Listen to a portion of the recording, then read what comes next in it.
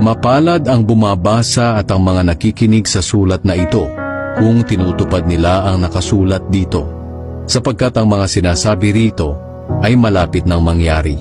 Magsipaghanda kayo. Darating si Jesus na nasa mga ulap.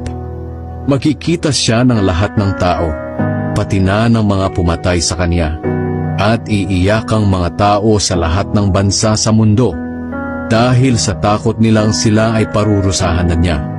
Totoo ito, at talagang mangyayari. Ang Panginoong Diyos ang makapangyarihan sa lahat. Kung ano siya noon, ganoon din siya ngayon, at maging sa hinaharap. Kaya sinabi niya, "Ako ang Alpha at ang Omega." Nang marinig ko ito, lumingon agad ako upang tingnan kung sino ang nagsasalita sa akin. At nakita ko ang 7 ilawang ginto. Sa gitna ng